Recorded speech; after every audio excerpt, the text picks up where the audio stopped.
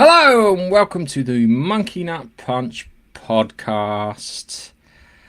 And I've got with me, as always, on these podcasting journeys, Keith. So hello, Keith. I'm just going to be polite. It's Christmas. I'm slightly thrown. I was waiting for the insult. I can insult you. Hang on a second. Hello and welcome to this week's Monkey Nut Punch podcast, where it's me, your gorgeous host, and a bucket of lard. Thank you. There you go. You're much better when I'm insulting you. Yes. And oh God, why would you do that, Biffa? Just why? I was going to go watch I was going to watch Kraven the Hunter, but I was only going to do it for the podcast, and then I decided I value my mental health more. Yeah, sorry for people in the podcast. Biffa, by the way, first of the punch. Oh, yes. He said he survived the Rohirrim and Kraven the Hunter. I mean, what was Rohirrim like? Was it bad? Was it as bad as everybody thinks it was going to be, or did you kind of enjoy it? Yeah. But I know how bad Kraven is. I know how bad it is. I need to watch it. Sometimes really bad things are entertaining. Do you know what I did see this week and actually enjoyed? Right, I saw Venom 3. And I got a little bit emotional at the end of that. By the way, Venom's still alive. Did you watch the second cutscene? What, the one with Danny Rohan? Where Danny Rojas comes out and you get that little spark of goo that's black at the end. So, yeah. I like to think that he's still alive. We're never going to get another Venom movie, but I like to think he's still alive. And I'm going to leave it there. I enjoyed it. I'm going to turn around and say we'll get another Venom movie. We'll get one more. Trust me, we will get one more. So, this week we've got some news to talk about. I watched Silo, which Keith is an update on, so we're going to go so far on that when we talk. There's a trailer for 28 Years Later, because I really love the first 28 Days Later. I'm not too keen on 28 Weeks Later, and I don't like the way they killed Jeremy Renner in that by setting him on fire. And 28 Years Later looks more Mad Max set in the Cotswolds. I think it's the best way of describing it. If you know the Cotswolds are a very sedate place to visit. So yeah, we've got that. What else? There's some other bits. June. I saw June this week. Yeah, I am up to date on that. It's actually nice watching it on Max rather than what was HBO Go, because HBO Go is rubbish, but they launched Max here. In line with launching this show here, Max works just so much better. So it remembers where I am for starters, which is great. Basic freaking function of a streaming service. Max now works. So yes. Anyway, right. Shall we get into the news then? Yes. Let me see which one to pick. I will pick. I haven't got anything very Christmassy, so let's start with this. Well. Let's see if I can read this without cocking it up. Set myself up for fucking lost there. In a recent interview with The Times, British actress Gemma Arterton, known for her role as Strawberry Fields in the 2008 James Bond film Quantum of Solace, has expressed her opposition to the idea of casting a female as James Bond. She compared such a move as having Mary Poppins portrayed by a man, and suggested that audience might find it too outrageous, emphasising the importance of respecting tradition. This perspective aligns with the sentiments shared by other actors associated with the franchise. Daniel Craig, who retired from the role in Bond in 2021's No Time to Die, previously was questioned the necessity of a female Bond, advocating instead for the creation of an equally compelling roles for women. Similarly, Bond producer Barbara Broccoli as stated, whilst Bond can be any race, she believes that Bond should remain male. She advocates for developing a new, strong female character rather than altering established ones, which is fine. I'm fine with them creating a female version of James Bond, but not rewriting James Bond to be female. That's fine. I can live with that. I'm not sure about the race change thing, because I always got the sense that Bond was part of kind of aristocracy sort of thing. Yes, but there's a few people that could do it. I mean, in Pierce Brosnan day, the fellow that was in that could have played. The only one who I could say would honestly play a decent Black James Bond was Colin Salmon. Yeah, but I think there's actors around today that could. I think there are half Asian actors that could do a good job as Bond. The guy that was in Crazy Rich Asians that played the rich son has a very good, very upper class British accent. He could play that role. He could play Bond. I don't really have a problem with race. When it comes to Bond, you can't have how do I put this without sounding? It has to work. It has to work in a Brit. He is British, right? Yeah, so it has to work in that. That's the very first thing. But you can get mixed race people, and I think there are certain black actors that could play. Do you want to hear something funny? It's like when you talk about having a female version of like a James Bond character, do you know instantly Lara Croft from Tomb Raider springs to mind? Posh. See. Yeah. Yep. Posh British. I always knew I liked Gemma Arterton, and she was the only good thing in Quantum of Solace. But she's Moment of silence. Why wasn't it not called Moment of Silence? Quantum of Solace, my ass. That's what it means. That's what it's supposed to. That's what it's supposed to mean. Let's stay in a hotel where everything can blow up. I still think Daniel Craig's Bond hit and miss. Casino Royale, great film. Skyfall, good film. The rest, meh. Spectre was okay. The last one was terrible. I still highly disagree with killing Bond on screen. I know you don't, but I'm gonna be, well. It's Daniel Craig's James Bond. I liked the other one because I like Metal Gear Solid, and it was Metal Gear Solid right at the end. It turned into Metal Gear Solid. Literally, got the fucking Fox Die virus, the island getting blown up, trying to stop the guy from launching his evil machinations across the world. If they'd had him going off into the sunset, getting married and having a kid, that would have worked, right? But I draw the line at killing him. And I know that was Daniel Craig's doing. And honestly, I have a problem with Daniel Craig anyway. I've had a problem with him in his Bond since, he started whinging about playing the role. Walking around in his, $100,000 watches that he got given for free. Fuck off. You should never have taken the role. He knew what the role meant, right? It's not like Connery, who didn't realize or didn't expect the role to become as big as it was. He had no excuse, so he can fuck off. So far as I'm concerned. I didn't like Craig as James Bond. He did come across, because Bond is, first of all, Bond is not a spy. M's the spy. Bond's the agent that the spy runs. Yeah, because spies don't tend to get their hands dirty. They run agents so they can keep themselves clean. And that's why he's referred to as 00 agent. Yeah, he's a psychopath. As I've said it before, you point at your enemy and then he makes problem disappear. But he didn't get the idea that the reason that Bond was so hard drinking and doing everything that he did, was because there's a good chance that he'll be dead tomorrow. 00 agents don't last very long. They have a very limited shelf life. Yeah, and that's why Bond was always like he was. Yeah, it's always where he woke up with a bloody whiskey and cigarette thinking, well, I was fucking lung cancer, I'm going to get shot.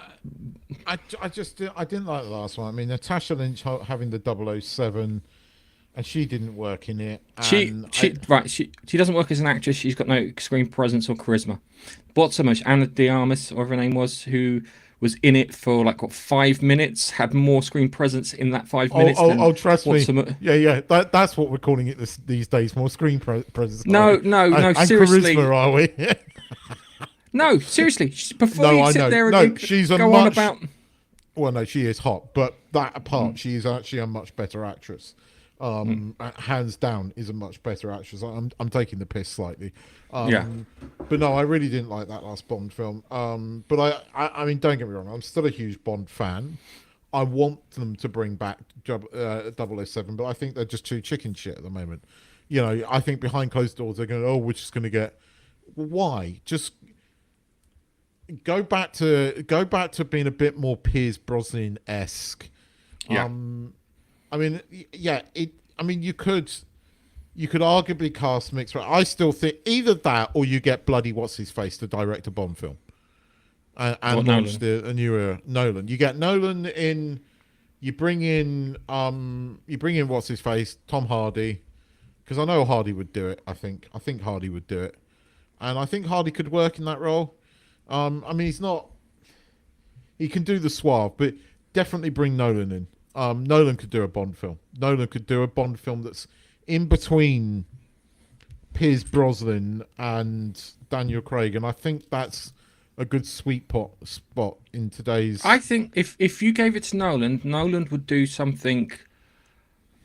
It would make it grounded and epic at the same time. He would make it a very different James Bond. It'd be honestly, it'd be closer to jet setting Batman from The Dark Knight than it would be from the James Bond films. Well, that's what I mean, because I mean, you look at what's her face in The Dark Knight Rises. She flirts with Batman. So, you know, but she holds her own. That's how you do a modern Bond girl. Hot, flirty, but holds her own. That's how you do it, right? There's no thing that it has to. There's no rule in Bond that it has to be a blonde bimbo. In fact, you know, some of the best Bond girls actually kicked ass. Natasha on the top. They loved it. Okay, that's something they can. If they forgo those stupid names, I'm fine with that. But Veronica Jansen looked fucking amazing in that. I mean, the stupid names were yeah. The stupid names were a bit of the era, but you can get slightly sort of cheeky games. Yeah. Somebody in the chat, Jason saying that Henry Cavill. I think actually he's probably about the right age. Now he's the right age. But I don't know if he'll do it. I would have him. I would eagerly accept Henry Cavill as Bond. But I do. I part of me wants to see Nolan do it. But whether they do it or not, I don't know. We'll have to see if he's working on Dracula or not. I hope we're right on that. I hope that it's not just a vampire movie. I hope it's Dracula. Because actually, when we start thinking about the casting, if we apply that to Dracula, that kind of fucking works. That kind of works anyway. But yeah, Gemma Arterton's right. Sensible. She'll probably be. There'll be people having to go at her in Hollywood for that comment, but she's right. She's right. Sensible. Knew I liked Gemma Arterton. She's hot, but I knew I liked Arterton. Crikey. Could you imagine? I could imagine we'd bump into her at something. It's like, oh my god, we're a massive fan because we love the comments you made about Kaz. Yeah, Gemma Arterton. Arterton. Sorry. I know who she is. Thanks. Anyway, move on. Let's move on. Hans Briggs? Oh no! In a recent interview with Variety, Sony Pictures executive addressed the future of the Spider-Man universe following the release of Kraven the Hunter. Despite the film's underperformance and critical challenges, they emphasized that the universe is not concluded. Instead, Sony remain committed to developing films based on Marvel characters, aiming to expand and enrich their cinematic universe. It means, oops, go back to the drawing board. Everyone, anything we got, just cancel it. Cancel it now, save the money. Well, you see, this is the thing, because everybody's been going, oh, it's dead, it's dead, it's dead. And it's true that there are no more films out there. Tom Hardy said he doesn't want to do another Venom film, I believe. No, I heard he'd do 6. He said he'd be up for 6. He goes, now he's done it and he stepped away from it, kind of misses the idea of not doing them, and he would go back quite happily and do 6. And more importantly, they set up their big bad. Yeah, you see, this is where I would go with it. I mean, the thing is, right, I understand the arguments about people don't want to see these baddies on their own, and I don't want to see Kraven the Hunter in a Kraven Hunter movie. I want to see Kraven the Hunter in a fucking Spider-Man movie, right? And take on Spider-Man. I don't want to see what's his face, a vampire in his own movie. I want to see him in a Spider-Man movie. But Venom movies have turned out to be fun and throwaway. Actually, I quite like to see Venom in a Spider-Man movie. You could do Sinister Six if you set it up right. But these movies have been terrible. I mean, there's only one bloody thing about Madam Web that's good, and you know what I'm going to say. No, you're wrong. Two things. Well, think about it. 1, 2 in a suit. Yeah, I know that works. That's a joke that me and Babs. That's a joke that me and Babster have. Because there's two things I like about this. Well, quite rather appropriate with a name like Babster. Yeah. Anyway, going away from our crude conversation. So, I like the Venom films. I like the first one. I think that it sounds awful thing to say. I think they need to be low budget. It sounds odd. I mean, apparently the last one was filmed in 35 days. And the first one. Yeah. But I like 40 days I like the first them. one. I've liked all three of them. I mean, I loved the scene in the third one where they meet up with Mrs. Chen in a fucking casino. I have me in fits.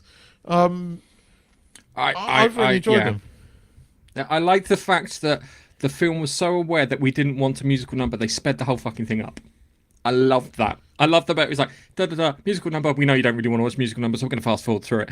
And they were aware enough to do that for people like me who fucking hate musical numbers. And I really appreciate that. And then all of a sudden turned into a big colossal fight inside a expensive hotel suite in Vegas, which was entertaining. The acid thing that they set up. It was so fucking obvious how the bad guy was going to die in the end. It's like, we have this acid that will dissolve anything, and I mean anything. Which was good. It was. When I watched it, it's disposable. That's the thing with it. It's not something that's going to stick around for too long. And as I said, if they keep the budgets low, they can make money, and everything will be okay. But the other characters, anything outside Venom's not worked. No, and I don't think it will. A Sinister Six movie might, but the thing is, like, these bad guys are attached to one of the most popular superheroes of all time. Yeah, and that's part of the reason why it doesn't work. And I'm going to argue something, and you're going to go, "Oh yeah, you're right." You can do a bad guy story. The Penguin is a great example of that. You can, but I'm not sure you can do it with Spider-Man characters. Because, name me, other than Venom, you can't do a Goblin bad story, right? I mean, Kraven the Hunter, apparently all, like, bloody Rhino turns up in it and a few other people turn up in it. Madam Web doesn't work without Spider-Man. Kingpin can work without Spider-Man? Yes, but Kingpin's not just a Spider-Man bad guy. I mean, he was also... I know, that's one of the reasons that he can work without Spider-Man, because and Black other Cat, heroes and Felicia Hardy could potentially work as a character. Miles Morales. But you see, yeah, I mean, what Sony... Well, you know, this is the thing. This is why I will maintain this, right? Marvel can stop preaching to us, right? About anything. And this is why I hate the fact that how hypocritical Feige and the rest of them are. When they knew they were getting Spider-Man, if they believed all the shit that they now preach in their movies and all this ideology, we would have Miles Morales as the Marvel Cinematic Spider-Man. We would. And that way they could have had their Spider-Man, this, that, the other, and it would have worked. And I'm a little, you're right. I would have done that. And it's weird because Sony may also be missing a trick with not having Miles Morales as their Spider-Man for their Spider-Man universe. But they won't do it. They could do that. I mean, regardless of what we think about him, there has been a massive call to bring back Garfield as a supporting Spider-Man. And again, in these kind of movies, it would work. But then again, Spider-Man as a supporting role, it would work better as Miles Morales, I think. But I've wanted to see a live action Miles Morales. I do. I know what you say about him, and I agree with you on a lot of what you say. Right. Let me rephrase it like this. Yeah, I like Miles Morales as a character, as a superhero. He works. I enjoy watching him into the Spider-Verse. He's not Spider-Man though. He needs to have a different fucking moniker, and we've said this multiple times on this podcast, where it's like he's so good. He should. I don't know, Tarantula, fucking trapdoor spider, something. Spider-Boy. Spider. No, it should be. I mean, you've had that. You've had that with superheroes before, where because Miles Morales is a kid, so Spider-Boy kind of works. I mean, he's a kid. And again, you call him Spider-Boy. Don't call him Spider-Man. Call him Spider-Boy. Yeah. But yeah. I don't know. I will probably watch. I will probably go and watch. Only wrenches in. I'll probably go and watch Kraven the Hunter just out of curiosity. Unfortunately, I can't do it next week because I've got a really busy week next week with the run up to Christmas. So it'll probably be just after Christmas I'll go and watch it. But on the bright side, they are showing the Star Wars films at my local cinema, so I'll probably go and watch them, which will be fucking brilliant. I missed out on them last year because I was in Florida, but they're doing it again. I'm watching them, even if they're the Indiana Jones films. I'll watch them too, and you can make it work. You can make it work, but it requires a lot of fucking effort, which I don't think they're willing to put in. And from what I understood, it sounds like they started shooting Kraven the Hunter before they finished the script, which is always a bad thing. Was it the fucking second Transformers they did that with? You see, they missed a beat because the Into Spider-Verse movie is meant to have been out for. It was going to get a release a year after the next one. Then it was meant to be out this year, and we still haven't seen it. Where is it? The ending to the last one is really annoying, and if it's not out soon, people are going to forget it, and it's annoying because I want to see the third one.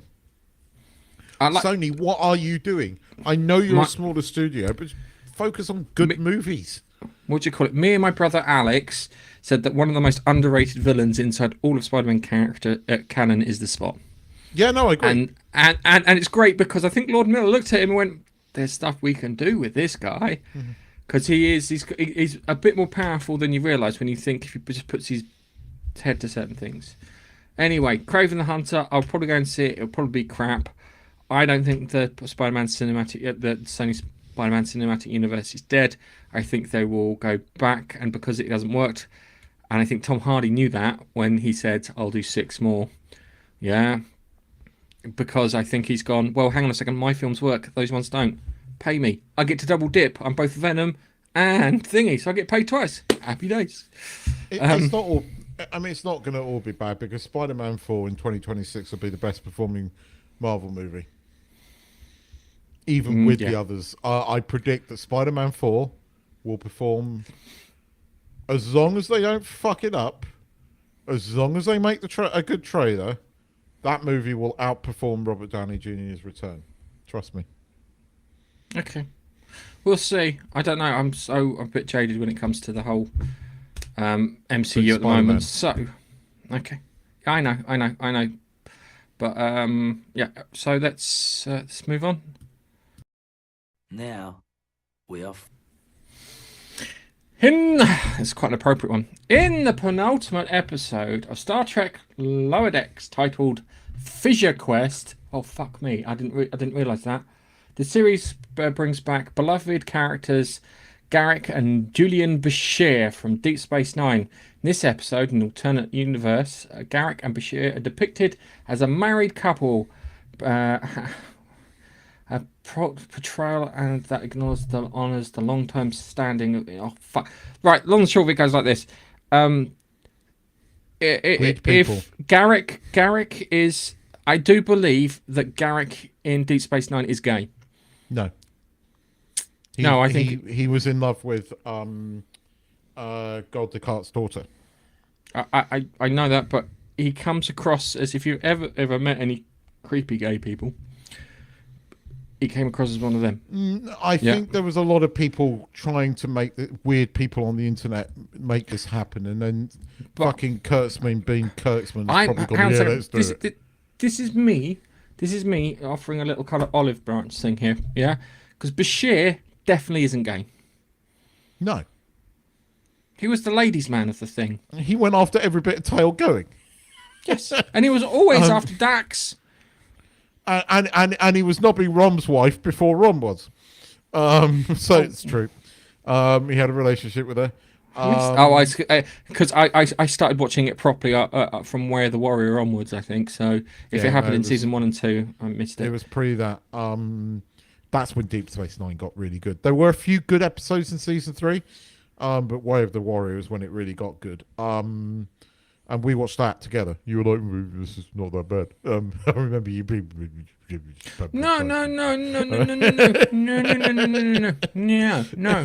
No, because Where the Warrior came out when I was at school.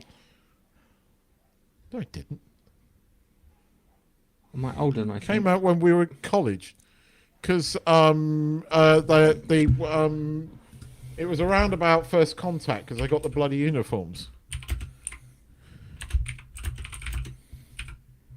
Really? Hang on a second. God, was it? I'm gonna have to Google this now. Fucking I don't know. I can't. But anyway, this is bollocks. That's why I put that story in. I wanted to say that this is bollocks.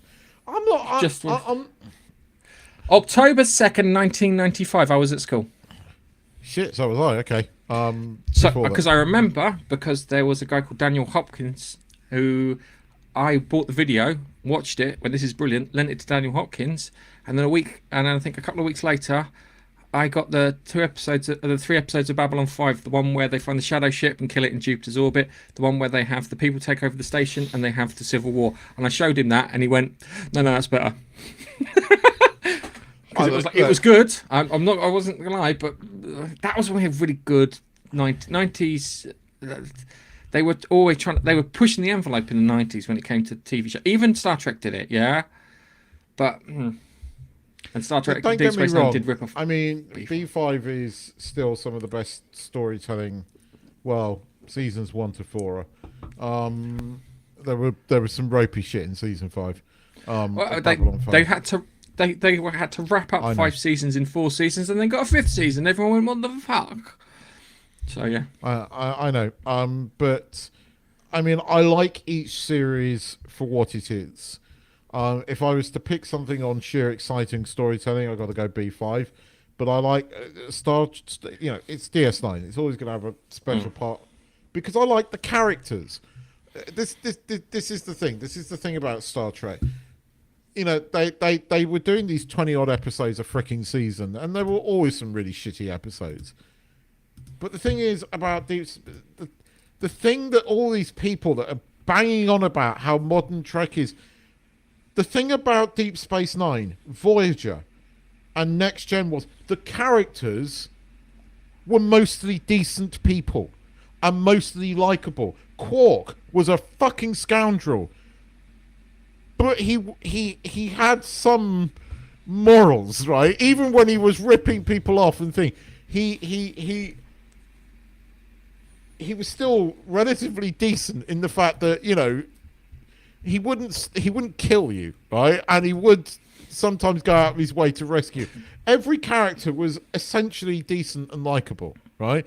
We liked different characters to various degrees, but they were essentially decent. Michael Burnham was insufferable in Discovery, right? Tilly, okay, I get it, you like her, but she's not fucking realistic. It's what do you call it? Yeah, you're right. The new Trek from 2000. I will include the Star Trek films in here. Yeah, the characters weren't right. You had very clear, stark boundaries between the characters. Yeah, so when you say Scotty, you all instantly know of him going, "I can't do it. I don't have to do it," or something along those lines. Yeah, Picard, you know that he's like. Riker, you got him with that stupid thing where he steps over a chair. Yeah, Data. Yeah.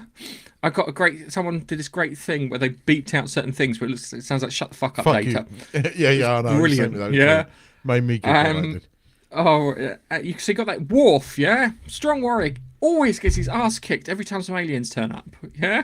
And the reason he gets his ass kicked is he's supposed to be the biggest, strongest one, so shows you that they're more dangerous. Worf was one of my favourite things about Picard season 3. Worf, I mean, I liked him just Next Generation. Loved him being back. Yeah. And he was one of my favourite things about Picard season 3. I just loved having him back. And I mean, he's probably one of my favourite next gen characters. But this is the thing, and you get all these people in these really vicious people you see in these comments. And I am going to have to shut down my Facebook account because I keep getting involved in these things. But they are really vicious and vile, and they really come across. If somebody says one thing and they jump on you, and it's like, I've been a Trek fan for 30 years, and there's nothing wrong with new Trek. There is. And if you can't see the difference, you're stupid. And I don't respect your opinion. Right? If you write something well, and I was talking to Dexter about this yesterday, if you write something well, you put the characters together. It's very simple. You put the characters together, this happens, because the characters like this is the way they react. Because they react like this then happens, yeah? Because that then happens, that causes them to react like that. And you kind of get this big chain reaction. And good stories will then write themselves. It's true, but they don't have. You've got to have characters that you're invested in. You've got to have characters that you like, right? And it's a problem with a lot of shows these days, right? Here's the thing, right? That Black Doves that I watched, right? Ben Whishaw in this, right? He is a hitman, a killer. He kills people for money, but you like him, right? You essentially like his character, right? And that's why it works, okay? Ludwig, right? Ludwig, annoying to hell, right? But you like him. Why it works, right? And this is the thing. Show me in Discovery a character that we like.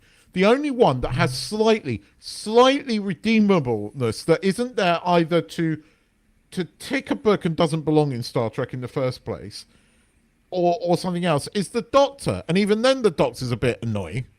Oh, the Doctor's really annoying. Do you know what always gets me about Star Trek Discovery is you cannot name the bridge crew. No. Got the Asian guy, the weird lady with the bit in her head. You've got the one that looks like a robot. You've got some black guy. That's it. You don't know who they are. It's really odd. Watch season 3 of Picard. Got an idea who the bridge crew are. Well, yeah. Yes. You've got an idea of who the bridge crew are, but it's like, okay, there's quite a lot of other cast to deal with in that show. I'm going to go back and watch that, actually. Now I'm thinking about it. I watched it recently and enjoyed it again. It's not the best. I watched, what was it? Wrath of Khan. 4K. Beautiful. The director's cut. Yeah. Yes. Where'd you get that? HMV. Jimmy bugger. 40th anniversary director's cut. Has that just recently come out? I think it was this year, the beginning of this year, so it's been out for a while. Might have to see if that's available somewhere. I'd like to own that, actually. Because again, yeah. But this is the problem. I mean, I don't like Lower Decks because I can't stand that kind of humour. I know that out of a lot of the Star Trek shows that some of it's been quite faithful to Star Trek. They have paid homage to Deep Space Nine. They've done a few things. They've had people back. I tried to watch the Voyager episode and it annoyed me within 5 minutes because I just don't like I just don't like modern humour like that anymore, and that probably makes me a cantankerous, grumpy old git. But I'm sorry, there's a lot of these shows I just don't find funny. And I don't find Lower Decks funny, but I understand what it's done for certain people, and I will not sit here and slate that. But that was wrong. That Garak and Bashir was just stupid. It was.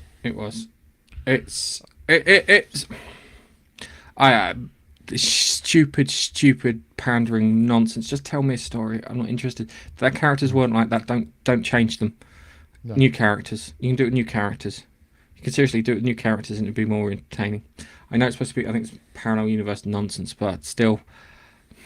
Anyway, I think we'll move on to our next story, and this prompt will do.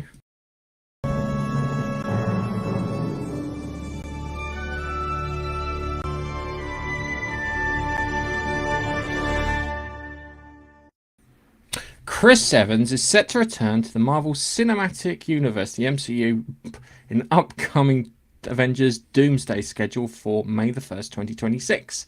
This follows his recent cameo as Johnny Storm / the Human Torch in Deadpool Wolverine.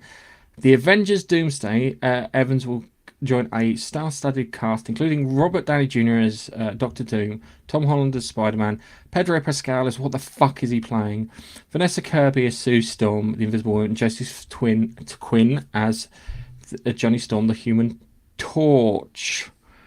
Do you think that this version of Captain America will be in the Fantastic Four's universe?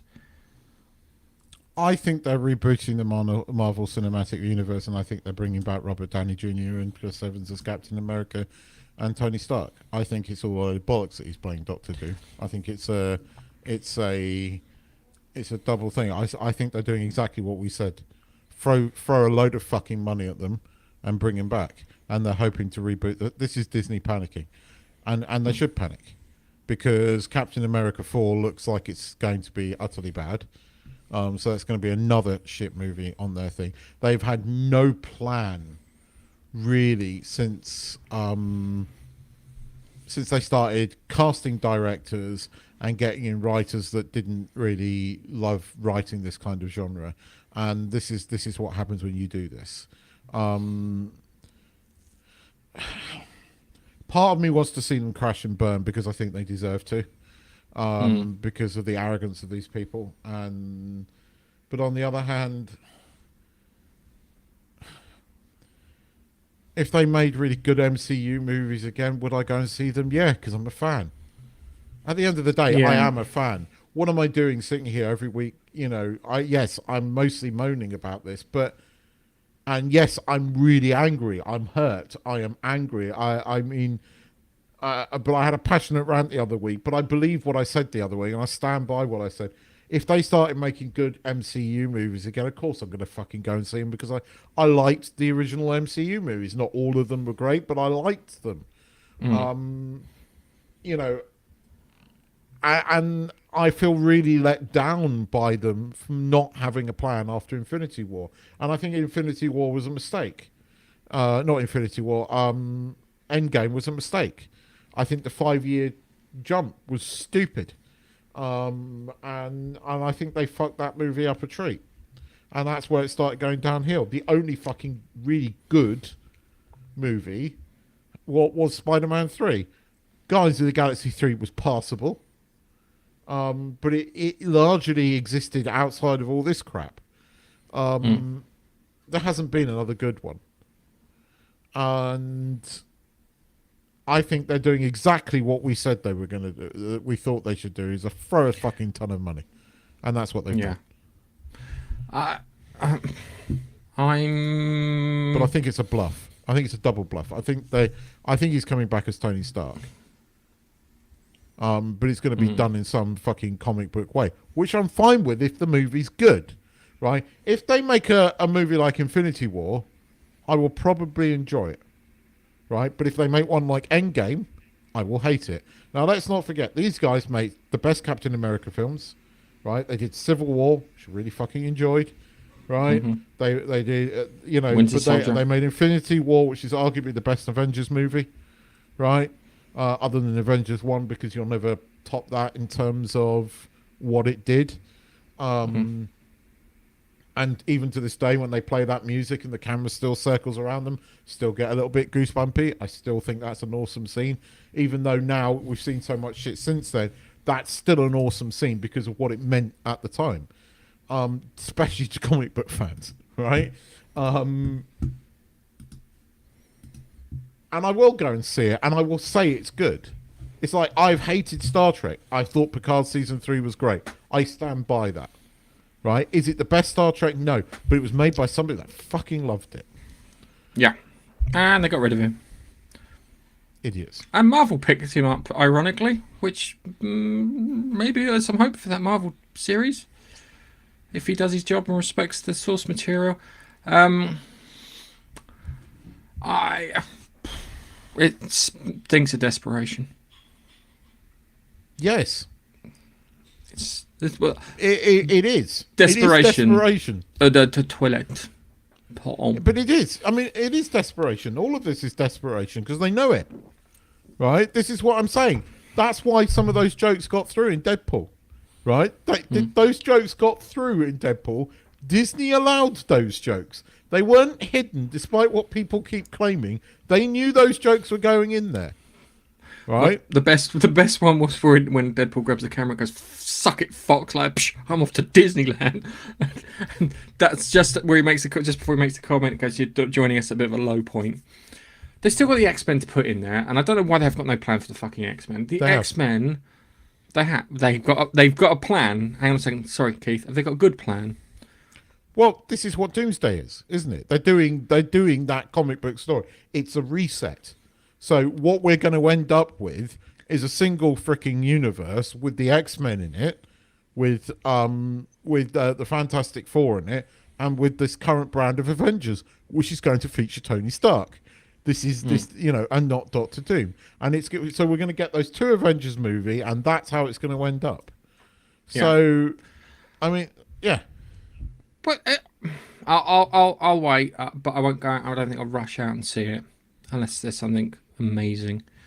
If the Spider-Man film, does the Spider-Man film come out before that? That's a good move. That's a good move because there's a lot of goodwill with Spider-Man, and I think they're I'm probably looking forward banking to on Spider-Man 4, as long as it's done right. It's got to be grounded. Don't go for the huge cameos. Get rid of them. Don't do any multi-timey-wimey bullshit, right? Unless it's a quick cameo, right? You got to do it properly, and we'll see what happens. Look, the thing is, if they started making good bloody Marvel movies again, we'd go and see it. If they started making good Star Wars again, we'd go and see it. Yeah, they started making good Star Trek. We went and saw it. This is the thing. Fans can sit here and say, "Oh, it's dead." Like the fandom menace can say, "Oh, it's dead. It's dead. It's dead." That's that gets some views on YouTube, and that's fine. But I know deep within my heart that if they make good fucking stuff again, I'm gonna go and see it because I liked it. Yes, agreed. But I am very. They made decent Star Wars. I'm there for it. I'm gonna watch Andor season 2. I'm there for that. Be very skeptical about seeing Andor season 2. I have to wait for 3 episodes before I can watch. I know. I have to admit, it's mindless. And yes, we had lesbian mums this week. I'm still kind of enjoying the Skeleton Crew, but not because it's Star Wars, because it's just Goonies not egregious. It's Goonies in space, and at the moment, it's kind of enjoyable. Okay. It's not, apart from lesbian mums, and again, if we hadn't had all the other shit, I wouldn't have even batted a fucking eyelid. But it's like, because all the other shit, you're kind of half grown, and then you're like, why am I groaning? It's weird, because when it was there before, we just went, and we just accepted it. But now it's like kind of, they're clearly just shoving it down our throats rather than just making it normal. It's you have to celebrate this rather than just accept it. Is when we go, oh, no, hang on a fucking moment. You don't tell me what I like and what I don't like. I tell me what I like and what I don't like. And that's the bit that gets me. Because before, what about that? I think the best example of this is Caprica. Who was Caprica? Adama's got a gay brother. And the way it's done, it's just fucking normal. And that's it. And that's how I like it. Just no big deal. None of this, you have to accept this person, blah, blah, blah. We have to be represented, blah, blah, blah. It's just, he's a good character because he's a gangster. Yeah? And his brother was a lawyer, so he had the kind of weird duality between the two of them. And it was just the way it happened. Anyway, should we do the comments? Yeah. Let's cue the music. Hang on a second. Let's have a look. I think Biffa was here first with a cry for help. I think is the best way of describing that. It's a cry for help. We'll send the Samaritans around as soon as we find out where you live. And we're still looking. So we got, yeah. It's okay, but Rings of Power ruined all the gold boss moves for me. I need to watch it. I can't make a judgment call on whatever it is, Rohirrim. And it's annoying because apparently the character Helm's Hammer Hand, who Helm's Deep's named after, because he kills people with his bare fists, should have been the focus of the story and not his daughter, who wasn't in there.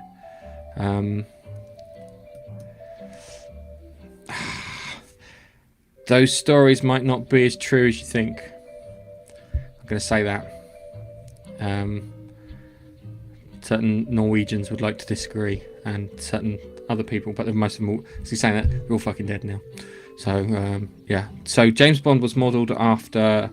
Who's the guy in the League of Ungentlemanly Conduct who Henry Cavill played? Yeah, that is true. That's the guy who's modelled after. So, yeah. There's some truth in that. Yes, she does.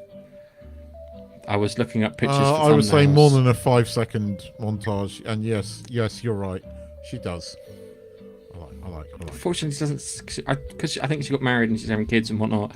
She's Don't been see in as a much couple of of her. things. She was in the Kingsman prequel as like a kind of money penny character, and she worked really well in that. So she does things now and again. She does. She's still about. Bless her. Okay.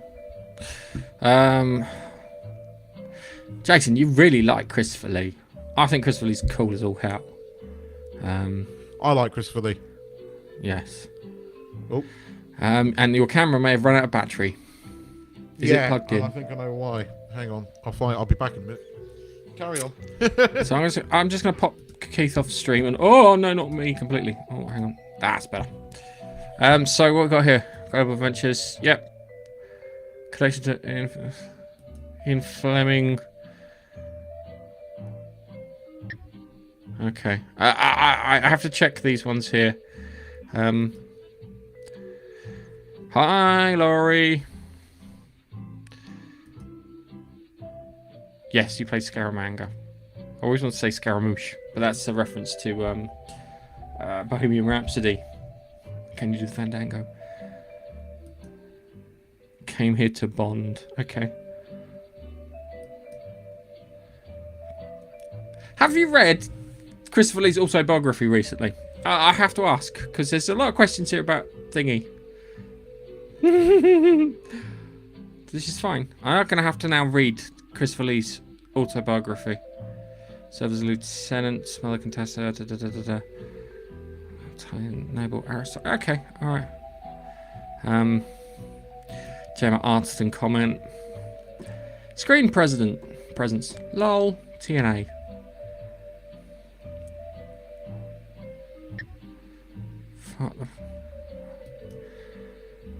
James Bond. Wow.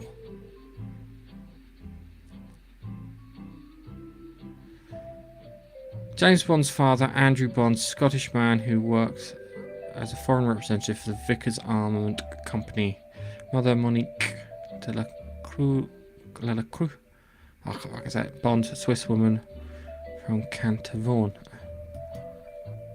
Sadly, never got to Bond. I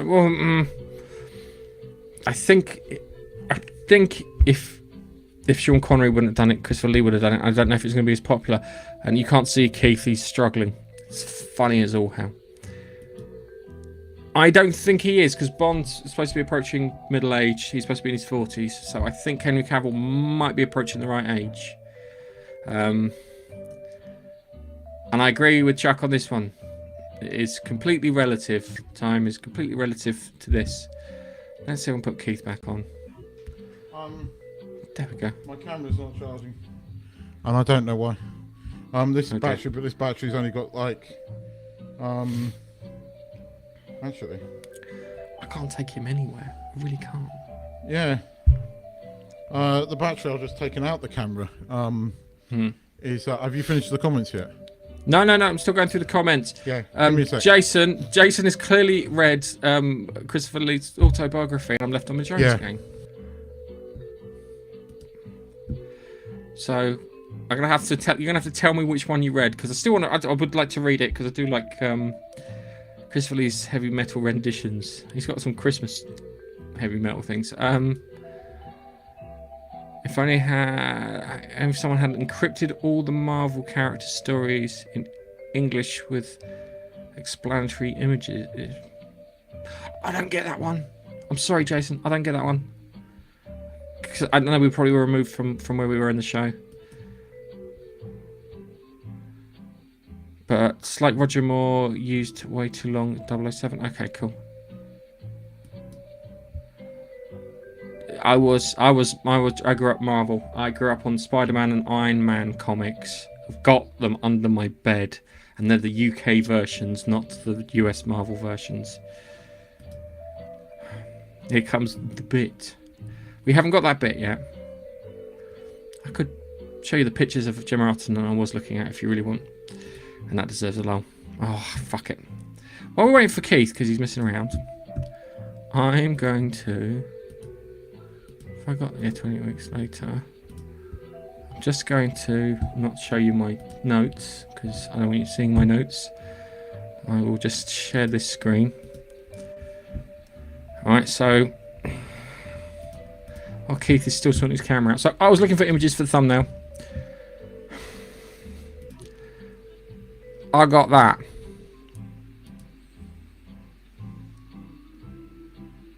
She's very happy, and the men are very happy. Anyway, going back to the thing. So, I heard that Sam Heughan would be James Bond. Sam Heughan. I have no idea who Sam Heughan is. I bet Keith does, which doesn't help because I can see him. Hang on a second. Let's just embarrass Keith for a second. Oh, he turned it off. Bugger. He's broken his camera battery. Bring on the Bond girls. Yeah. You need to... Bond is supposed to be kind of sexy male archetype. Goes with sexy female archetype. It's just equal and opposite. Scotland. You haven't been to the places I've been to in Scotland. Gorbals. Never go to the Gorbals. Ever. If you're in Glasgow. They did I think they tore it down and put it back up again. Screen presence comment. Yeah. Hi, Nigel.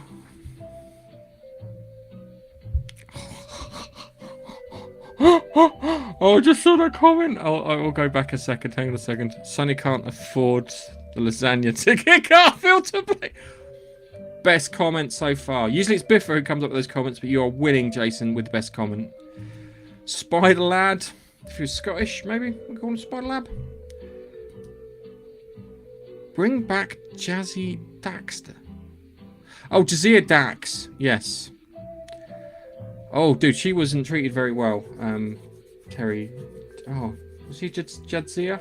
Yeah, I'm sure she wasn't treated very well by the cast, by the management on Deep Space Nine. She had a really shit run through, and even the other cast members said that. And the other one who also had a shit run through was a guy who played Harry Kim. Oh, he's back. I figured out what it was. Couldn't get. I rewired my desk, right, and I power the camera by a plug. And I thought it was down there, but it's not. It's under the desk, and the cable had come unplugged. And I hadn't noticed. So my camera is now plugged back in. In theory, it should last and charge. Okay. And hopefully. But I have a spare, just in case. And I have a spare battery. So, one way or another. Spare. Yes. I went to bookspare.com. I like the guy who plays Spock, but I don't know what they've done with Spock. I think he could pull off a good Spock if he was given the right material. That's my belief. Yes. for him. The problem is they haven't done that. I don't know what... no, I'm not going in. I'm not going now. I'll just get angry. This is Captain America. Will he come back as MCU Nomad? No, that might be who they... I think what you're seeing is they're going to bring these back in initially as playing other characters, but they're going to end up playing their original characters. Some way, in some kind of comic book way, they're going to end up playing their original characters. And if they do that, great. But they've got to get rid of that 5-year time jump. They've got to reset that somehow, because it just turns Tony Stark into a selfish. Yeah, it does make him a selfish arsehole. And he's a selfish arsehole, but he's supposed to be a hero. Nigel says he loves that Evans after credits scene with Deadpool Wolverine. It makes it funnier. It makes it so much funnier. Yes, I've seen it. Have you seen the Kid Deadpool, what's her face? Wonder Woman, what's her face? Linda LaPlante. Not Linda. Is Linda, who played Wonder Woman? Oh, I can't remember. I want to say Linda Hamilton, but that's also much from Terminator. What's her name? Anyway, Linda. Anyway, Just Kid Paul, Linda. Deadpool, trying to raise money for a charity, but it's genius. It's genius. Very funny. Very, very, very funny. You weren't around. You weren't around for the Shang-Chi days. You weren't there, man. Let's not talk about that movie. Let's not talk about that movie.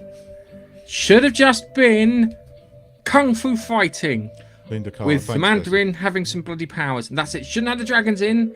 You don't start someone off with them saving the world. You start them off with saving someone small and moving up. And that actor has become an insufferable prick as well. The guy, he keeps saying really dumb fucking things in Hollywood. He really does. Yeah, I think the Boba Tea thing was something there. The lady versioning of the MCU because the blokes were too much. They talk about the wage gap. I'm just saying. So yes. Sunny Fall Down, go boom. I think Gemma Arterton, Haley. This is. Read that. The thing is, I mean, I don't know. Read it, Keith. Read it. Yes, I've read it. No, out loud. I think, why me? I think Gemma Arterton and Haley Atwell should mud wrestle to see who gets to play Tomb Raider. I'm only half joking. You're not joking. You're not even half joking. You know you'd be there. I would be there. For charity. Mm-hmm. Do it for charity. Mm-hmm. Okay. And that bottle of what's its face? What shall we say? Was moisturising. It was a P Diddy comment there. No, it was not a P Diddy. Are we going to a P Diddy comment? It was not a P Diddy comment. Yes, it was a Linda Carter. Thank you, Jason. And Gareth, look it up. It's only like 2 minutes long. But it's Kid Paul and Deadpool, Ryan Reynolds and Linda Carter, and it's very funny. I do like Ryan Reynolds.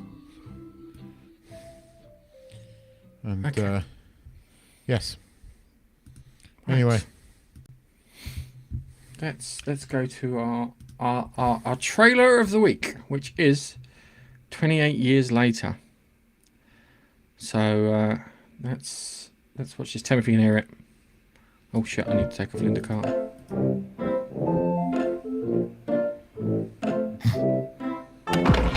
Wait, sit here. Sit. Auntie, what's going on? Jimmy, sit still, keep quiet, and do not move from this spot.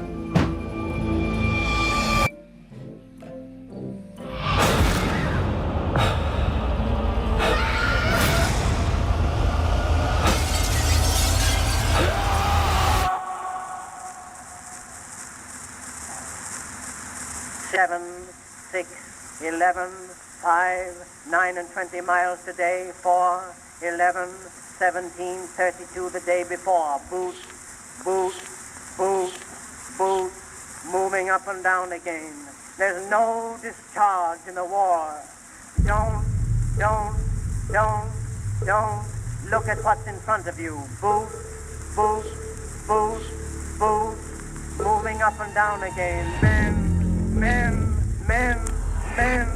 Men go mad with watching them. There's no discharge in the war.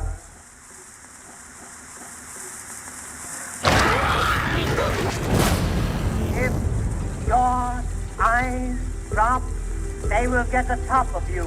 Boot, boot, boot, boot, moving up and down again. There's no discharge in the war.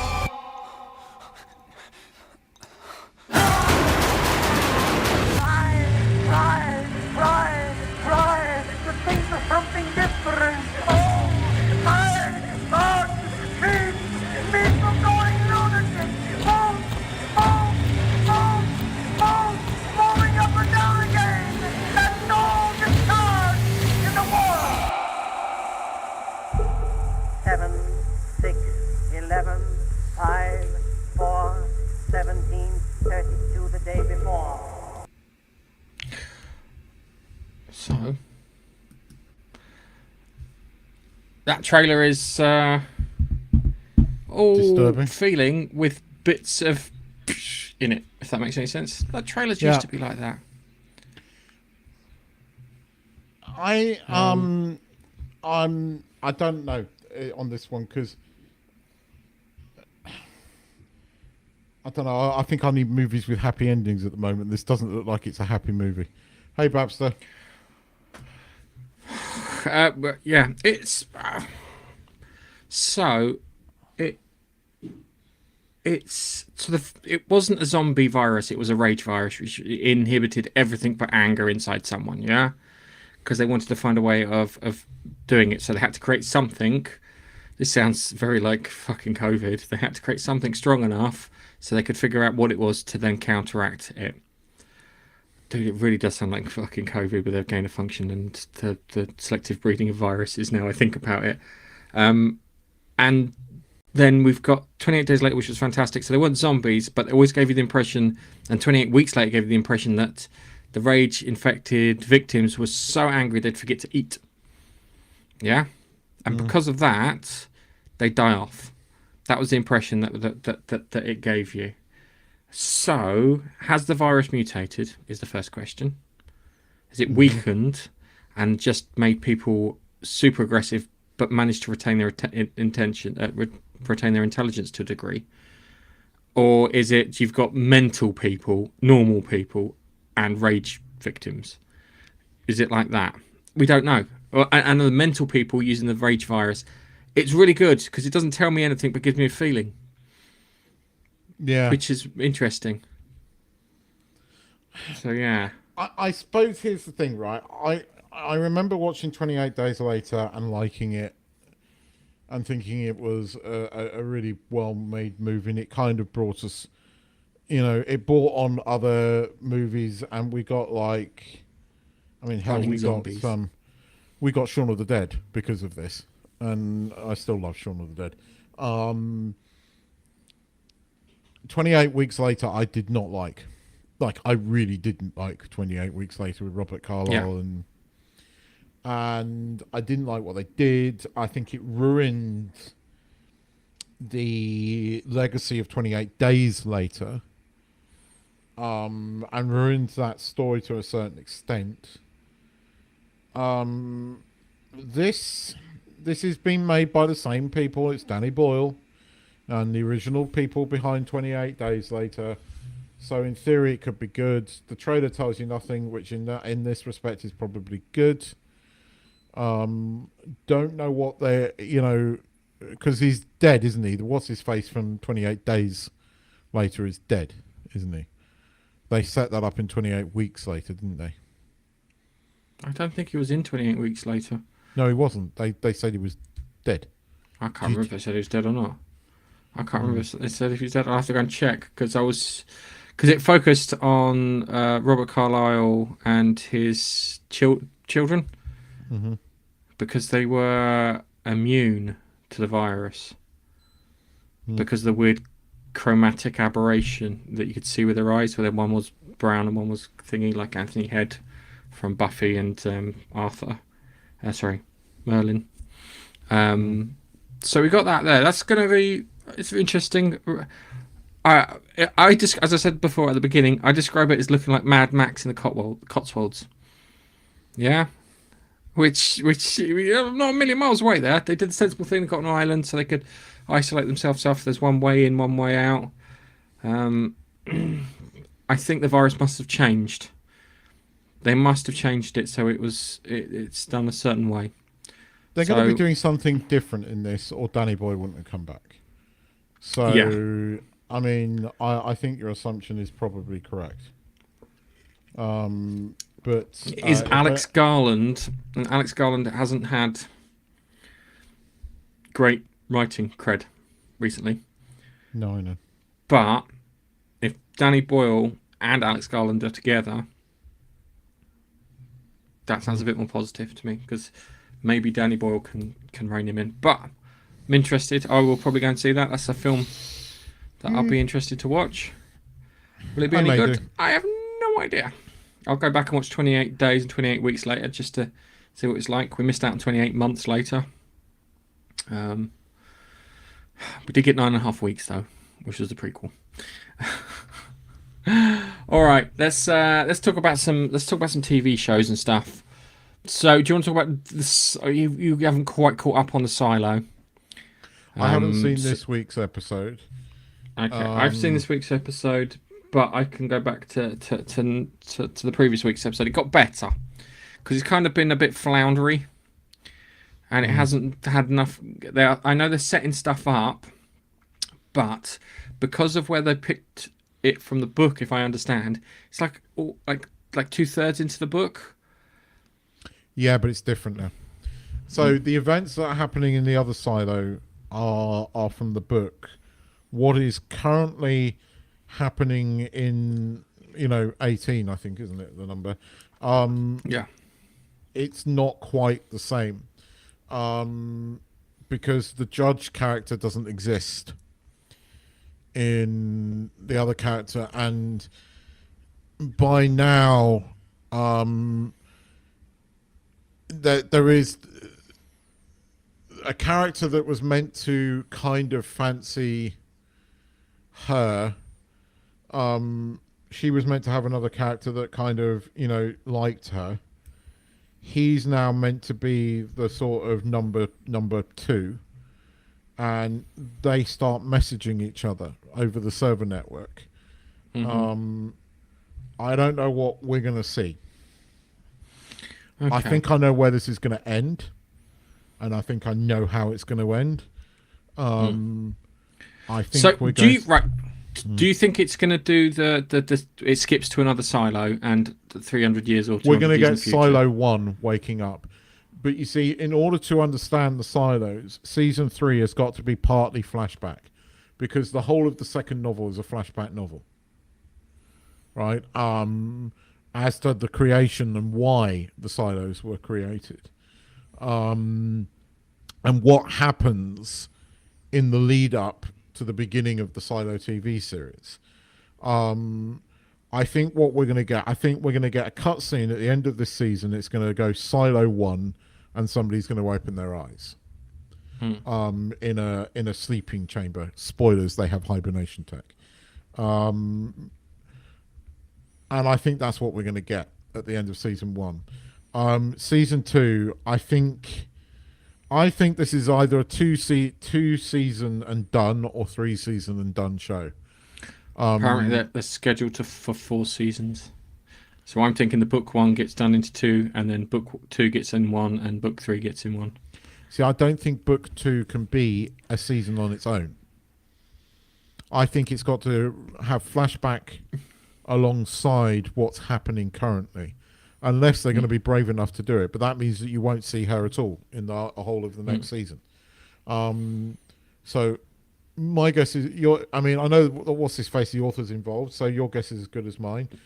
The last episode was better, yes, but season 2 hasn't set me alight that much, which is a shame. I'm not sure. It wasn't there was enough in the first half of the book you could drag it into a season, but there wasn't in the second half of the book. And I thought they might do the flashbacks of the creation of the Silo here, but they haven't done that. So who knows? As I said, I haven't seen this episode because I've had a busy few days, so I haven't had a chance to watch it yet. And to be honest, I wanted to watch that Carry On film with Taron Egerton, which we'll talk about in a minute briefly. Okay. So it's my wife really enjoyed the first season of Silo, and second season she has not been engaged with it as much. I think one of the first problems we've got is where they keep filming things in the fucking dark. Is one of our problems. Is they film it in the dark, and it's actually getting on my tits, because it's like, even with the HDR on my TV, I'm still struggling to see it. I've got no light sources on the TV. I've got a backlight to try and help do it. It's just shit. Yeah, and they shouldn't be doing it. And there's certain things they did better in the early 2000s and 90s, and dark lit scenes are one of them. because ever since Game of Thrones, when they had the battle, oh yeah, there's lots of evil things out there. Are you sure, or did you just spend the money on special effects on cake? Because I think you might have done it on cake, and it's the same. It's not. Well, it's not quite the same here, but you can't see. You want to see the characters. You want to see the little nuances in their eyes and the little kind of revelries that they have, but you can't see it because you can't. You're sitting there going like that, squinting at the screen, thinking there's something wrong with your bloody eyes. You've got cataracts or something. But it's not been as engaging, and it doesn't help that. Personally, what I would have done is I would have had it. I would have had a time jump. I would have had it. She left the silo, and then it jumped, and she'd returned to the silo. Everything had gone to shit like it does in the book. Yeah, and then you'd flash back it as she's going through the silo, discovering what happens like a detective. Yeah, and you could have done that, and then you could have had it from the other side, and then you then wrap it up. Because I think the only one that survives is Tim Robbins' character, who then dies shortly after being discovered that he survived. It's kind of gone, and it is. And I'm sure I want to check my notes. It's got 4 seasons. If it's 4 seasons, right?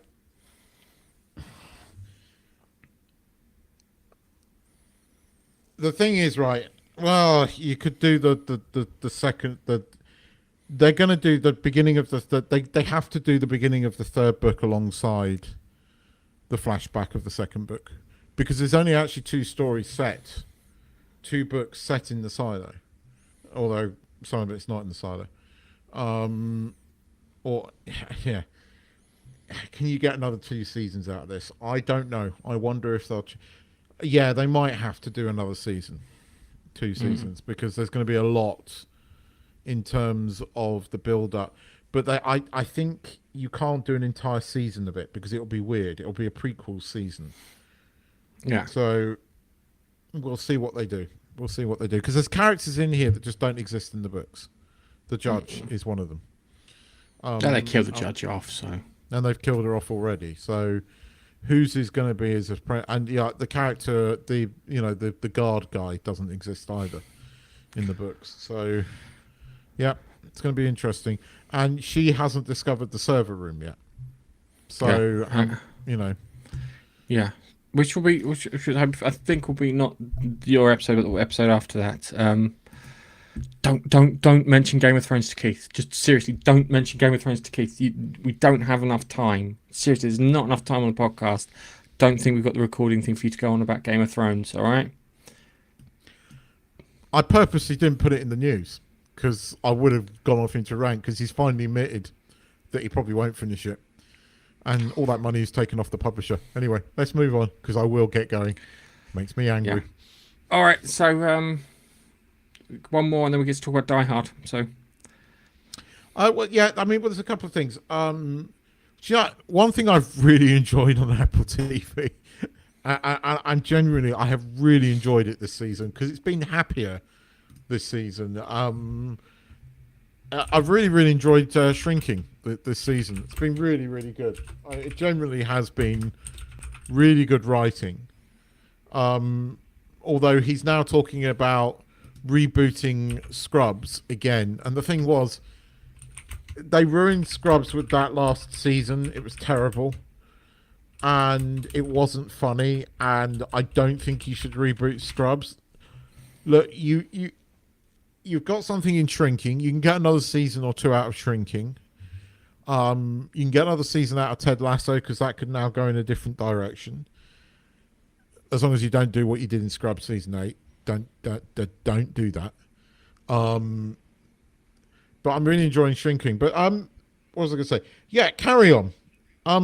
It's a Christmas movie because it starts with a Christmas tune, and it ends with a Christmas tune. And there's spoiler, a flash forward a year at Christmas, and they're saying Merry Christmas. They thought it was a Christmas movie. It was quite good with Tarrant. It was one of Netflix's better movies, actually. Jason Bateman was kind of evil. Gets a good comeuppance. It's kind of a streaming movie in many ways. But Taron Egerton is just good in everything. Even if whatever he's in is shit. he's good in it. and he's just likable in a lot of what he does. And again, he's likable in this, and the character he plays is likable in this. And Bateman's character meets a good demise, a satisfying demise, because he's gonna meet a demise. I mean, it's one of those sort of like Die Hard-esque movies. It has some at times has Die Hard 2-esque feelings about it, which I'm not sure is a good thing. But look, as a piece of disposable film, it entertained for 2 hours. So yeah, good. Okay, I might give that a watch if I got to try. I've got a few things I need to catch up on, but next week's busy for me, so I'm off over the Christmas period, which will allow me to catch up on a ton of things and some gaming, and some films and TV that I haven't caught up on. So that'll be good. Shall we talk about the ultimate Christmas movie? The ultimate Christmas movie, yes. The ultimate Christmas movie. John McTiernan, film number 3. Predator was last week, which I fucking loved. Die Hard. So first thing, did you know Die Hard was based on a book? Yes. Do you know what happens at the end of that book? No. Okay.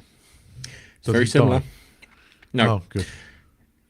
So it's not his wife who's important. It's not his wife in it. He's trying to reconnect with his daughter, and she dies. So it wouldn't have been a very happy movie. So they rewrote that, which was something entertaining. Now, it features one of my favourite actors with one of my favourite performances. Is that performance only beaten by his performance in Prince of Thieves, Robin Hood, with Kevin Costner, which is fan-bloody-tastic. So, Alan Rickman as Hans Gruber. And I said when we were watching it on Friday, I said, watch how he enters. Because you have Darth Vader, and Darth Vader enters, and it's very clear. You see him, they get off the back of the thingy. He's not carrying everything. Everyone else is carrying stuff. Everyone else is holding the door open for him. He's walking right in the middle. He's dressed up to the nines, yeah? Everything is sorted, and he comes in, and he just makes that entrance. Comes up to the party. It's brilliant. Absolutely brilliant. And him as a character is fantastic. So the other thing with one other scene with Alan Rickman that kind of really stands out, which I didn't really pay as much attention to as I did the first time round, is when he meets John McClane and he's pretending to be someone else, and it's great because you've got John McClane and Gruber, and they're standing by the sign, and John McClane can see and read down all the people who work on the floor.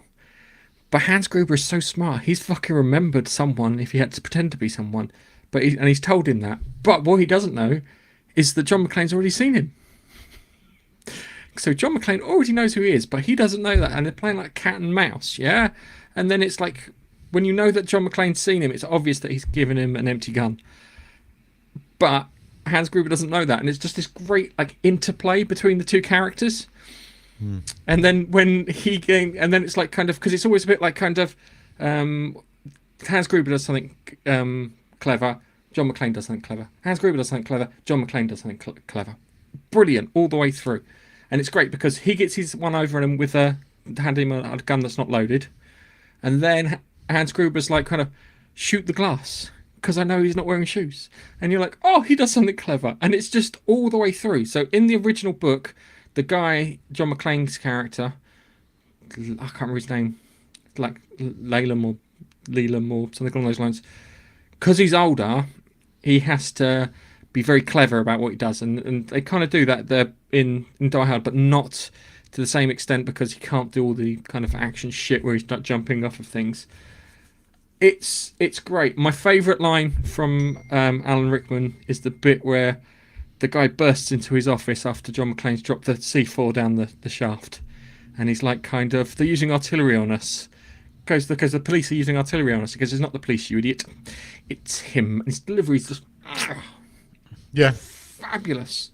Yeah. And it's so enjoyable. And it's the bit where you've got Al at the end. He gives a story about how he doesn't draw his gun on, and he's been working on a desk all this year, yeah. And it gets to the I can't remember his name, one of the two brothers, and he comes out, and it's like they're not armed. Oh, he pulls a gun out right at the end, and it plays the music from Aliens. It's like a big build-up, and he blows them away. And it's like, because you know from Al's perspective, him drawing his gun is quite significant. So he's it shows a bit of growth in the character that way. Weird way of doing it, but I loved it. How to signify a bad guy in the 1980s? Give him a German accent, make him blonde, and if you want him to be particularly evil and nauseating, give him long blonde hair. And it works. It works. Oh, going back to Hans Gruber, what they did with him is they made him have an English accent, but he'd have tones where he'd slip into a German accent. Like he'd learnt the British accent, but didn't quite get it right, which was better than him trying to put on a German accent, as in his accent would slip into German every so often. And that was like a really good thing, because it's like he is German, and that's why he slips between the two. Dude, I love this film. I miss films like this.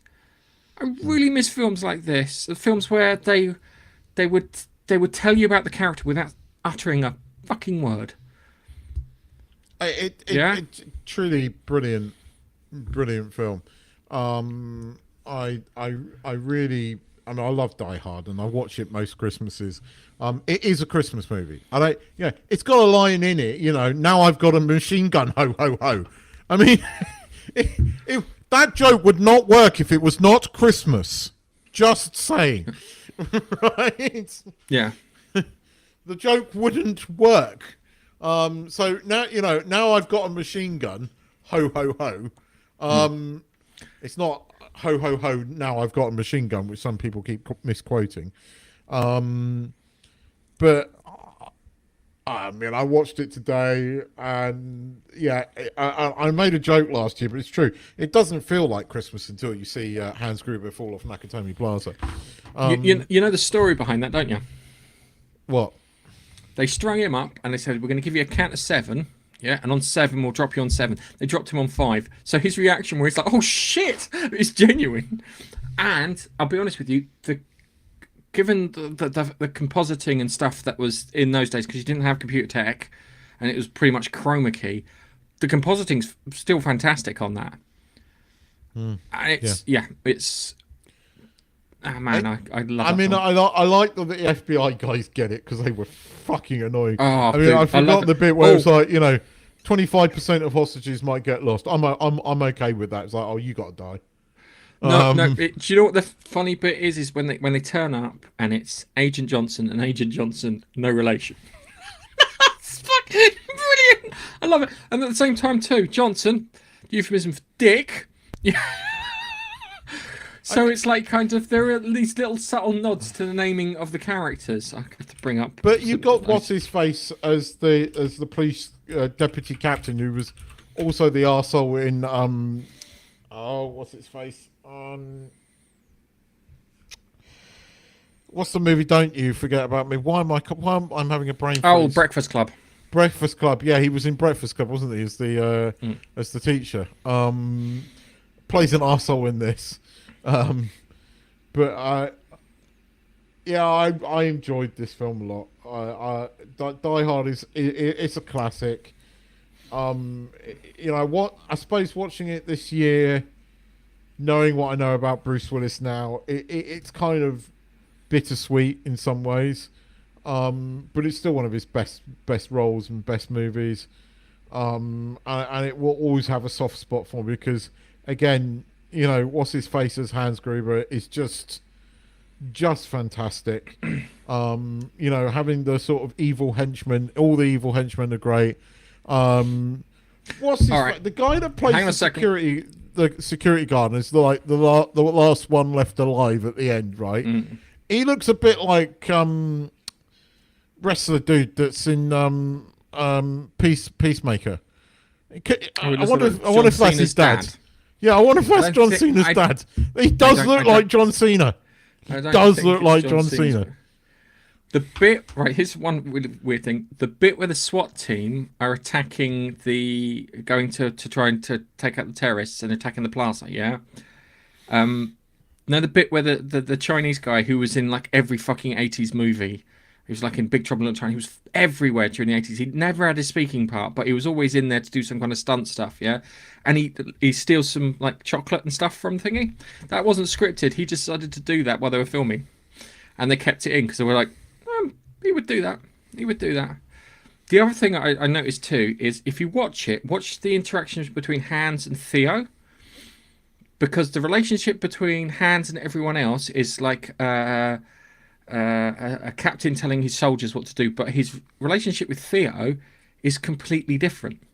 Yeah, They're like, it's like their heist, and it's like it's a bit more. I mean, you come back and watch it because he's like, he's like got a much more convivial tone with him. So it's like, and Theo, it's Christmas, it's time for miracles and stuff like that. And then when it's like we need the power cut, it goes, you want the power cut? I give you. And then Alan Rickman does the Alan Rickman thing where he pauses just a bit too much. The FBI, and he just, it's gorgeous, fantastic. I love it. It was funny because I knew you watched it a day or two ago because your good lady wife posted it on Facebook, and then Jason said something blasphemous. He's a friend of ours, not you, Mr. Jordan. Another Jason that we know. He said that it wasn't a Christmas movie, so now we have to watch his soap out. But yeah, you make him do that on Saturday. I want to see it. Watch his mouth out. No, that wouldn't be Saturday. That's probably Tuesday. I'll make him wash his mouth out with soap and water. It's blasphemy. So yeah, to say it's not a Christmas movie. I mean, how very dare he?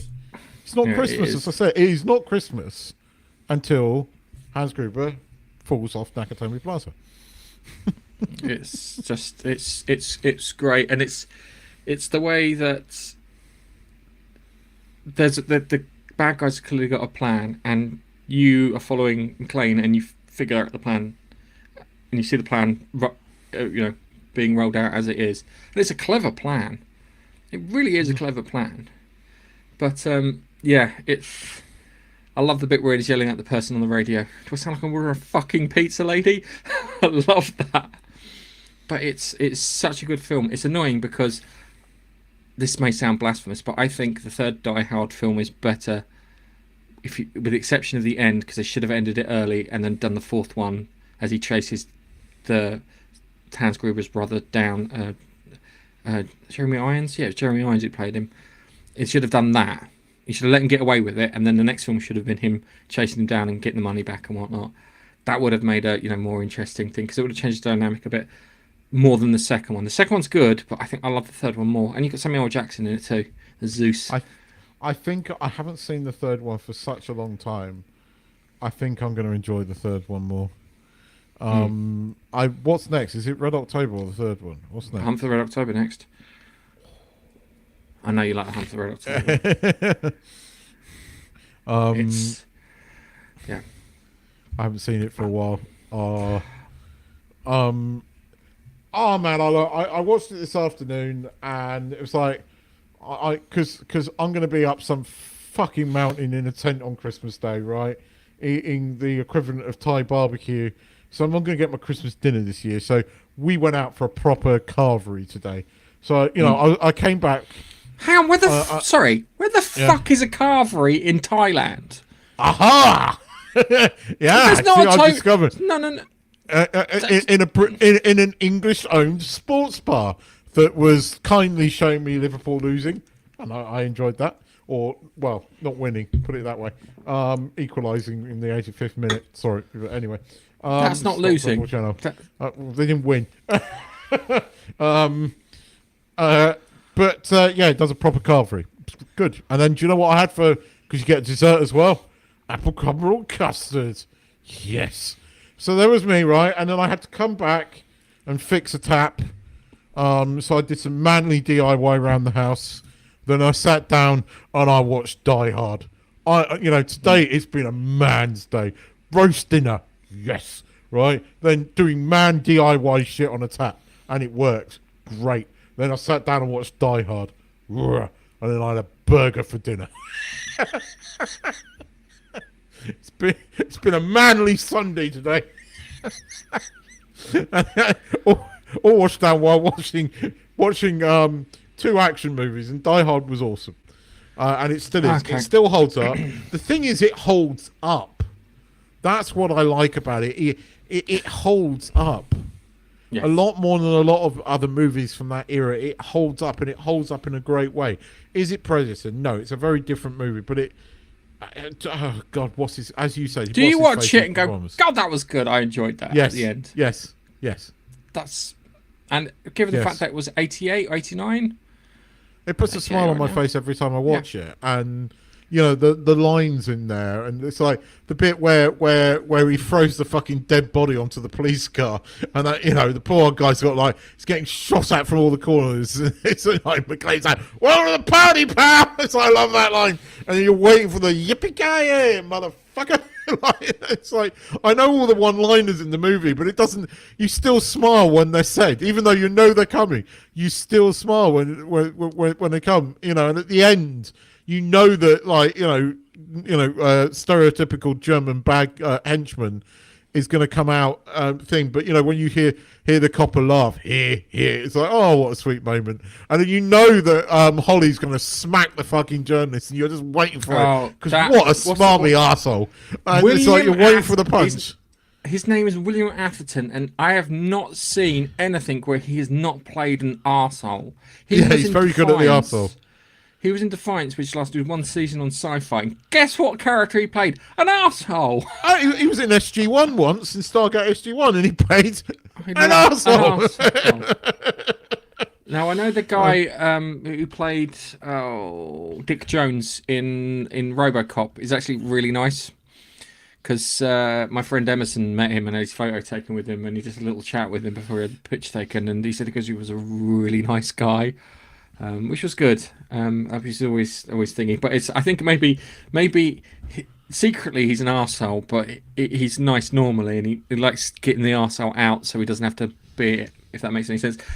If I had the chance to interview William Atherton, I would really enjoy that, because I'd be like, kind of, you got typecast as an arsehole, yeah?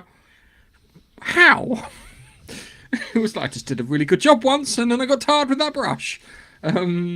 So yeah, it's a great film. It is a really good film, and I love it. And it is, I think it's the Christmas film. But I will argue this: John McClane is not Disney princess, even though Disney owned the rights. There you go. I just had to get that out my system. John McClane is not a Disney princess. So let's just go back, because there was one thing. I think Biffa got here first, so he gets a gold medal for being here first, and Jason Jordan won the comments with. Here it is. This was my favourite comment. I don't know if you were here for this one. Sony can't afford the lasagna to get Garfield to play Spidey. So yeah, brilliant comment. That was in response to something I said, but. I saw some of the later comments about Frank Sinatra. I had read this bit. I need to check that out. So yes, but I did not know about the Lethal Weapon script, although something in my subconscious says I've heard that before, but I don't remember it. But I'm looking forward to that. But check who it was written by. Red October. We'll do Red October next, but I think we're going to try, but we're not going to hold us to this, because I'm away from next week. So this may be our last show of the year, but we're hoping that we might try and do one on New Year's Eve. So you might see me seeing the New Year's, whereas Gareth will be several hours behind. So we might do that. We're going to go through, I think. We're going to do a proper best fucking TV shows of the year, because Games Radar's one is utter paid up bullshit nonsense. I mean, seriously, fucking Rings of Power is number one. What fucking reality is Rings of Power number? What reality is it even on the list of best bloody TV shows this year? Right? I mean, I know House of Dragon season 2 wasn't as good as season 1, but it's still way better than Rings of Power. Like, it was written well for starters. Go on. Wings of Power? Did you say Wings of Power? Wings of Power, Rims of Power. I don't care. It's shite. Okay. And how the fuck was Shogun not like in the number 1, number 2, or number 3 point? I mean, freak's sake, when you're in a world with the Penguin and you put Rings of Power above that, it's an insult to everyone. So we'll do a proper freaking I think we'll do our own lists, and then we'll see where we'll compare. We'll compare TV shows or films or both. There hasn't been that many films this year, so I don't know what I don't know what I would make my film of the year. I mean, last year was easy, Godzilla -1, but and we both agreed on that. Oh, and that happened right at the end of the year too. Yes, that was easy. Let me just check to make sure there's not another film just coming out at the end of the year. I think June 2's got to be on the list. I just don't know where it is. I don't know if I've seen anything better than June 2 this year. I'm trying to think in terms of. You see, I keep trying to get Chuck to go and see it because there is a cinematic fucking scene in that film that is just so that. Well, in fact, the cinematography in the whole of that film is. But there's a couple of scenes in there that are just fucking mind-bendingly good. I don't know. I'll have to think about it because I'm going to have to go through the movies and remember what I've seen this year. But right now, June 2, Chuck. June 2. Some of the best really annoying. Cinematography of the, just incredible. What's really annoying is Die Hard's on Monday, 8:30. I can't fucking watch it. And then it's on Tuesday and I can't watch it on Tuesday. And it's Thursday and I'll be too knackered to watch it on Thursday. Shit. That's annoying. But hey.